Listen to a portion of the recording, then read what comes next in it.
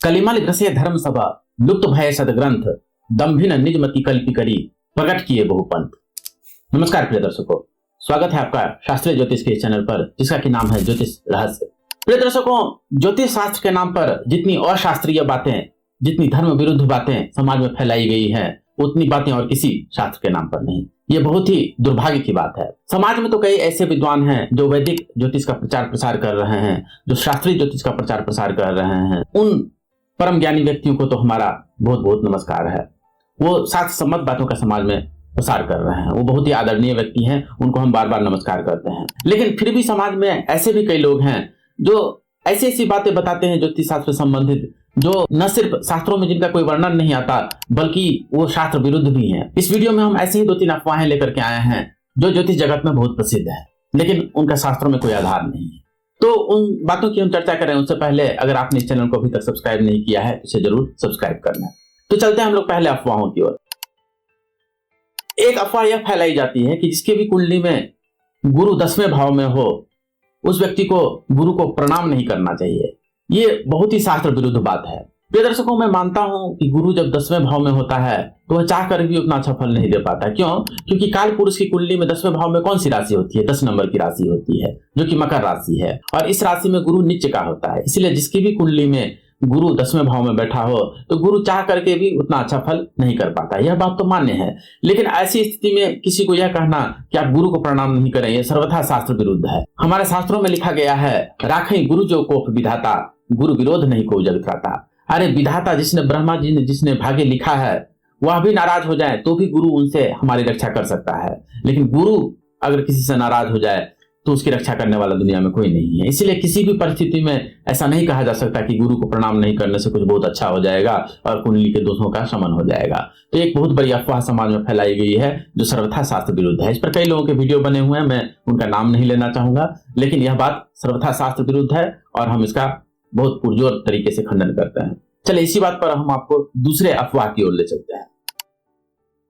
दूसरा अफवाह यह है कि अगर किसी की राहु की दशा अंतर्दशा चल रही हो तो उसे मंदिर नहीं जाना चाहिए। यह बहुत ही अधार्मिक बात है। वो ये कहते हैं कि राहु तो राक्षसों के सेनापति थे, राक्षस थे एक तरह से, तो इसीलिए अगर किसी की राहु की दशा अंतर्दशा चले तो उसे मंदिर नहीं जाना चाहिए।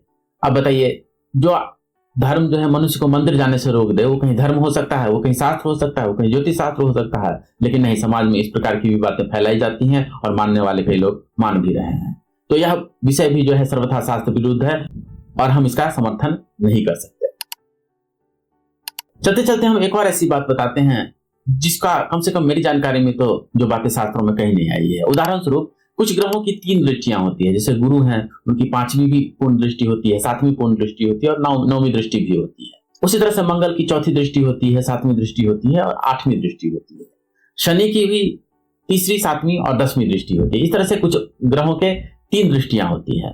तो कुछ लोग इस प्रकार की वीडियो और इस तरह की बातें समाज में फैला रहे हैं कि तीनों दृष्टि का फल अलग अलग होता है, लेकिन हमारे शास्त्रों में ऐसा कहीं नहीं लिखा गया है कि शनि की 10वीं दृष्टि का तो फल मिलेगा, 3री दृष्टि का फल तो मिलेगा लेकिन 7वीं का नहीं मिलेगा, या 3री का मिलेगा और 10वीं का नहीं मिलेगा, या 10वीं का मिलेगा और 3री दृष्टि का फल कम मिलेगा या नहीं मिलेगा। ऐसी कोई बात हमारे किसी भी शास्त्र में कहीं नहीं लिखी गई है, ना ही गुरु के बारे में, ना ही मंगल के बारे में, ना ही किसी अन्य ग्रह के बारे में ऐसा कहा गया है कि इनकी 3 दृष्टियों में भेद है। एक दृष्टि का फल अधिक मिलेगा, एक दृष्टि का फल कम मिलेगा, या एक दृष्टि का फल जो है जब आप कम उम्र के रहेंगे तब मिलेगा और दूसरी दृष्टि का फल तब मिलेगा जब आप अधिक वयोवृद्ध हो जाएंगे। तो इस प्रकार की बातें किसी भी ग्रंथ में कहीं नहीं लिखी हुई है, एटलीस्ट मेरी जानकारी में तो नहीं है। कोई अगर आपको इस तरह की बात बताएं तो उनसे पूछिए कि कम से कम 2-4 श्लोक भी तो दिखाओ। अगर या आपके हिसाब से इतनी सही बात है तो इतने प्राचीन ग्रंथ है, बृहद पराशर होरा शास्त्र है, मानसागरी है, वृद्ध यवन जातक है, सर्वार्थ चिंतामणि है, जातक सारदीप है, इतने सारे प्राचीन ग्रंथ हैं, कहीं तो 1-2 श्लोक भी तो आप दिखाइए कि जिसमें लिखा हो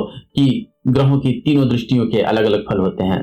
मेरी जानकारी में तो ऐसी बात कहीं नहीं आई है। तो प्रिय दर्शकों, इस तरह की बातों से हमें बच के रहना चाहिए। हमें शास्त्रीय ज्योतिष की शरण में जाना चाहिए, तभी शास्त्र हमारी मदद कर पाएंगे। अफवाहों की शरण में जाने से और इंटरनेट पे जो बहुत प्रकार की अफवाहें फैली हुई हैं, जो ज्योतिष शास्त्र के विषय में अनर्गल बातें बताई जाती हैं बिना शास्त्र प्रमाण के, उनसे हमारा कभी न कल्याण हो सकता है न कभी होगा। ऐसी बातों से हमें बच के रहना चाहिए। तो प्रिय दर्शकों, आज हमने आपको ज्योतिष शास्त्र से संबंधित कई ऐसी बातें बताई जो समाज में यद्यपि बहुत प्रसिद्ध हैं, लेकिन उनका कोई शास्त्रीय आधार नहीं है। ज्योतिष शास्त्र से संबंधित बातों को इसी तरह से शास्त्र प्रमाण के साथ जानने के लिए बने रहें ज्योतिष रहस्य पर। आपका बहुत बहुत धन्यवाद।